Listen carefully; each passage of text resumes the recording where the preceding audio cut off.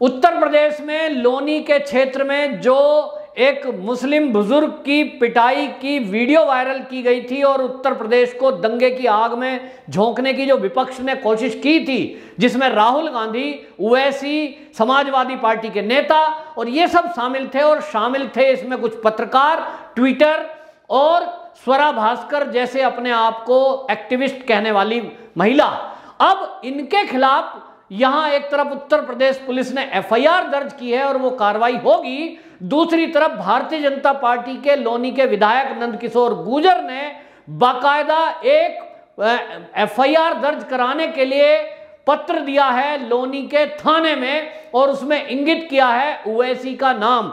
आपको बताएं, ये जो विधायक हैं लोनी के भारतीय जनता पार्टी के, इन्होंने बाकायदा असदुद्दीन ओवैसी, स्वरा भास्कर और राहुल गांधी को इसमें नाम दर्ज किया है। और इसमें ये पुलिस को कहा गया है कि इन तीनों ने इस मुद्दे को बाकायदा प्लांट किया, बिना जाने बिना तथ्यों के झूठ बोला और एक ये कहकर कि मुस्लिम बुजुर्ग की पिटाई की गई, जय श्री राम का नारा लगवाने के लिए उसकी दाढ़ी काट दी गई।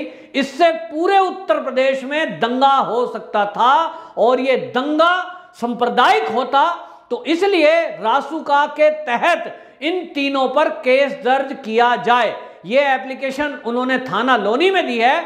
और नंदकिशोर गुर्जर का कहना यह है कि ये जो उत्तर प्रदेश की घटना है, ये वाकई में चुनाव को देखते हुए ये विपक्षी दलों के पास कोई मुद्दा नहीं है, इनके पास योगी जी का सामना करने की हिम्मत नहीं है और इसलिए ये इस तरह का फर्जीवाड़ा करके योगी जी को और योगी की पुलिस को बदनाम करने की कोशिश में ये इस तरह का षड्यंत्र रचा गया कि आप देखें कि एक ही वर्ग के लोग उसको बुलाए, उसको लाए और मेन चीज हाइड कर दी गई, आवाज वीडियो में बंद कर दी गई और ताकि झूठ फैलाया जा सके और उस वीडियो की एवज में ये बताया जा सके कि भैया ये जो मारने वाले थे ये तो जय श्री राम का नारा बुलवा रहे थे। लेकिन हुआ खुलासा और खुलासे में पता चला कि पीटने वाले और पिटने वाले एक ही वर्ग के लोग थे। ये केवल साजिश थी समाजवादी पार्टी के नेता की कि योगी जी को किस तरह से बदनाम किया जाए। तो आपको बताएं, ये जो है डॉक्टर समा मोहम्मद ये और सलमान निजामी और दावायर राना अयूब और इसके खिलाफ जो कार्रवाई होगी वो अलग एफआईआर है। लेकिन नंदकिशोर गुर्जर ने जो एफआईआर कराई है उसमें 3 प्रमुख लोगों का उल्लेख किया है, अब जिसमें राहुल गांधी और ओवैसी भी है। अब सवाल ये उठ रहा है कि आखिरकार इस एफआईआर की जरूरत क्या है। लोग ये कह रहे हैं, पूरे भारत में ये लोग कह रहे हैं कि अब चुनाव आने वाले हैं और हमने पिछली बार भी देखा 2014 के चुनाव के बाद और 19 के चुनाव में कि इस तरह की घटना अचानक से देश में बढ़ गई।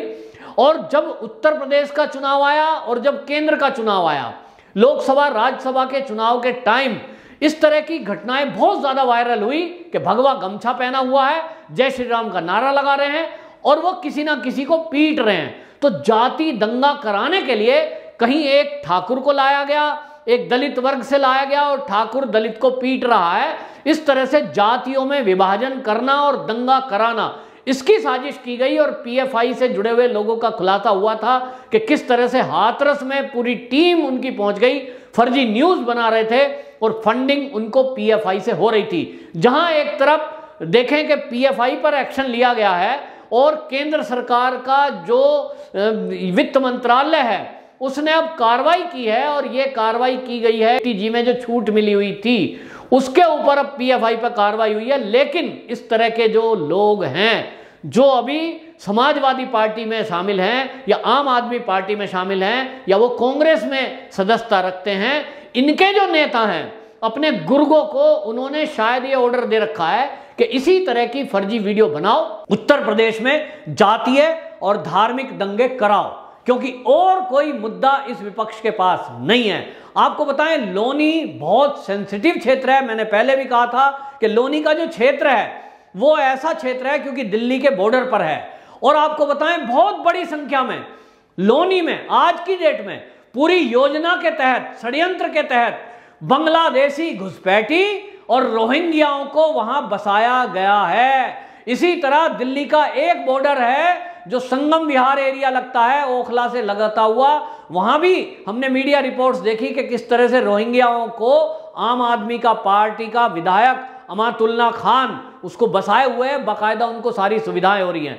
तो लोनी का जो एरिया है इसमें बहुत बड़ी संख्या में रोहिंग्या रह रहे हैं, इसमें बांग्लादेशी घुसपैठियां घुसपैठ कर चुके हैं और वो लोनी के एरिया में जगह जगह कॉलोनियों में रह रहे हैं, बाकायदा मकान किराए पे लेके रह रहे हैं। कोई कबाड़ी का काम कर रहा है, कोई फलों की ठेली लगा रहा है, कोई सब्जी बेच रहा है, कोई कुछ और धंधा कर रहा है, लेकिन वो समाज में अंदर रह गए, उनकी पहचान नहीं हो पा रही है। लेकिन आप देखेंगे लोनी का अगर आप अपराध का ग्राफ उठाएंगे, पूरे गाजियाबाद जिला नहीं उत्तर प्रदेश में आप देखेंगे सबसे ज्यादा अपराध लोनी थाने के अंतर्गत होते हैं। और वहां की जो पुलिस है वो बताती है कि रीजन ये है कि ये बॉर्डर एरिया है, दिल्ली से यहां आना और यहां से अपराध करके दिल्ली में भाग जाना, पुलिस को इन लोगों को ट्रेस करने में मुश्किल होती है। समाज के अंदर ये रोहिंग्या बस गए हैं, झुग्गी बनाकर रहते हैं कई जगह, और अगर हम इनको पकड़ने में लगे तो अपराध करके ये झुग्गी वाले लोग भाग जाते हैं। और आपस में इन्होंने इतना तालमेल किया हुआ है कि लोनी में अपराध किया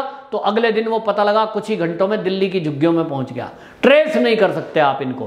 पुलिस, एक दो पुलिसकर्मी हो तो इनको हाथ डालने से भी डरते हैं क्योंकि ये उल्टा उन पे हमला कर देते हैं। तो नंद किशोर गुर्जर जो एमएलए हैं बीजेपी के, अब इन्होंने जो ये एप्लीकेशन दी है एफआईआर दर्ज करने के लिए, अब ये निश्चित रूप से आपको बताएं जनता की मांग थी और ये चाहिए भी कि जब तक इन राजनीतिक दलों को ये जो सुरक्षा मिली हुई है कि जब भी कभी कोई बात होगी ये कहेंगे हमारे ऊपर बीजेपी जो है बदले की भावना से कार्रवाई कर रही है। ठीक है, आपके ऊपर कार्रवाई ना हो, लेकिन आप बीजेपी को बदले की भावना से बदनाम करने का कोई मौका छोड़ना नहीं चाहते। आप राम को बदनाम करने का मौका नहीं छोड़ते, आप हिंदुओं को बदनाम करने का कोई मौका नहीं छोड़ते। और इसलिए अब यह समय है कि चुनाव के पहले अगर ओवैसी और राहुल गांधी और स्वरा भास्कर जैसी अपने आप को इस देश में आग लगाने वाली जो महिलाएं ये एक्टिविस्ट बनती है, इनके खिलाफ अगर सख्त कार्रवाई हो गई तो आपको बताऊं कि एक उदाहरण प्रस्तुत होगा इस देश में। और यदि इस जैसे आग लगाने वाले नेताओं के खिलाफ कार्रवाई नहीं हुई तो हौसला बढ़ेगा। इनको लगेगा हम तो नेता हैं, हम तो बड़ी पार्टी के नेता हैं, हमारा तो कोई कुछ बिगाड़ ही नहीं सकता। जैसे ओवैसी हमेशा भाषा बोलते हैं, उनकी भाषा में हमेशा जहर होता है। एक विशेष वर्ग को वो तुष्ट करने के लिए कुछ भी बोल देंगे। कभी उनका भाई कुछ बोलेगा, कभी वो कुछ बोलेंगे, कभी वो कहेंगे गाय का उनका भाई ने बयान दिए थे, गौ माता के विरुद्ध बयान दिए। इस तरह की भाषा का इस्तेमाल करते हैं जिससे कि समाज में जहर फैले, वह मनुष्य फैले, बिना जाने, बिना तथ्यों की जांच करे। उनको कोई ट्वीट पढ़ा, कोई खबर मिली जो फर्जी थी और वैसी उसी पे टिप्पणी कर रहे हैं कि इस देश में तो अब ऐसा हो गया है, यहाँ जीना मुश्किल हो गया है, यहाँ तो ये जो है संघी आरएसएस पता नहीं किस किस को उन्होंने गालियां दे बैठी। अब समाज ओवैसी को जो फॉलो करता है, लाखों फॉलोवर उनके इस देश में हैं, उनके अंदर ओवैसी के जरिए ये मैसेज चला गया कि हमारे उत्तर प्रदेश में मुसलमानों के प्रति बहुत भयंकर अपराध हो रहे हैं, बुजुर्गों को पीटा जा रहा है, उनकी दाढ़ी काट दी जा रही है। आपको बताएं मुस्लिम वर्ग में दाढ़ी का बड़ा महत्व है और अगर कोई दाढ़ी काट रहा है तो इसको बड़ा बुरा माना जाता है, जैसे सिखों को केस काटना बुरा माना जाता है। अब इस तरह से ये आग लगाने का काम कर रहे हैं, तो इसमें रासुका के तहत ही कार्रवाई होनी चाहिए। यूं तो योगी जी ने राहुल गांधी को फटकार लगाते हुए ट्वीट के बदले ट्वीट किया था, लेकिन ये लोग हैं कि जैसे कुत्ते की पूंछ होती है, वो 12 साल कहते हैं नली में रखो तो भी सीधी नहीं होती।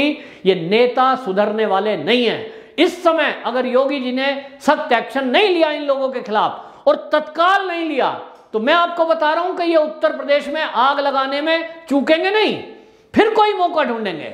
और लोनी जैसा क्षेत्र जो उत्तर प्रदेश में कई जगह है जहां रोहिंग्या बसे हुए हैं, अभी तो एटीएस ने कुछ दिन पहले गाजियाबाद की पुलिस ने पकड़ा है, रोहिंग्या पकड़े गए हैं। यह सबूत है इस बात का कि गाजियाबाद जिले को स्पेशली टारगेट किया जा रहा है, क्योंकि गाजियाबाद की सीमा दिल्ली से लगती है, गाजियाबाद एक औद्योगिक शहर है, तो इसको टारगेट करें ताकि यहां इनका कब्जा हो जाए। और अल्टीमेटली जो ये रोहिंग्या हैं, इनके ग्रोह के लोगों से खुलासा हुआ है, जो उत्तर प्रदेश की एटीएस ने खुलासा किया कि ये लोग तो फर्जी वोटर कार्ड बना देते हैं, फर्जी आधार कार्ड बनाते हैं, फर्जी राशन कार्ड बनाते हैं और वोट डालते हैं बीजेपी को हराने वाली पार्टी को देते हैं। ये कौन सी पार्टी बीजेपी को हरा सकती है, बस उसको वोट देंगे। हम देख रहे हैं पिछले दिनों क्या हो रहा है, बसपा छोड़कर जो बसपा में सस्पेंड है सपा में जा रहे हैं, कांग्रेस सोच रही है मेरे पास आ जाएं। अल्टीमेटली इन सबकी चिंता एक ही है इन विपक्षी दलों की कि किसी तरह इस भारतीय जनता पार्टी को सत्ता में आने से दोबारा रोकें, योगी जी को दोबारा सत्ता में आने से रोकें, क्योंकि योगी जी एक वो व्यक्ति हैं जिन्होंने उत्तर प्रदेश में भ्रष्टाचार को खत्म करने की कसम खाई हुई है और नकेल कसने में काफी हद तक वो कामयाब हुए हैं। योगी जी एक वो व्यक्ति हैं जिन्होंने अपराधियों पर ऐसी नकेल कसी है कि कोई उपराष्ट्रपति का रिश्तेदार ही क्यों ना हो, जेल की सलाखों के पीछे है। कोई कितना ही बड़ा बदमाश क्यों ना हो, पुलिस पे हमला करेगा तो सीधा ऊपर जाएगा। ये लैंग्वेज ये एक योगी आदित्यनाथ जी की है, जिससे स्पष्ट संदेश बदमाशों को ये गया कि उत्तर प्रदेश में उनकी दाल गलने वाली नहीं है।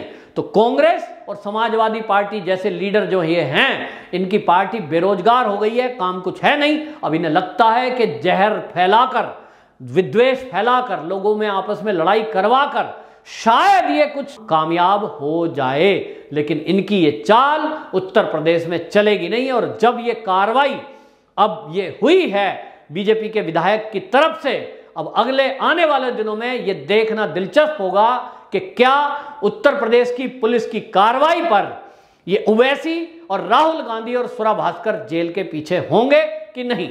वंदे मातरम।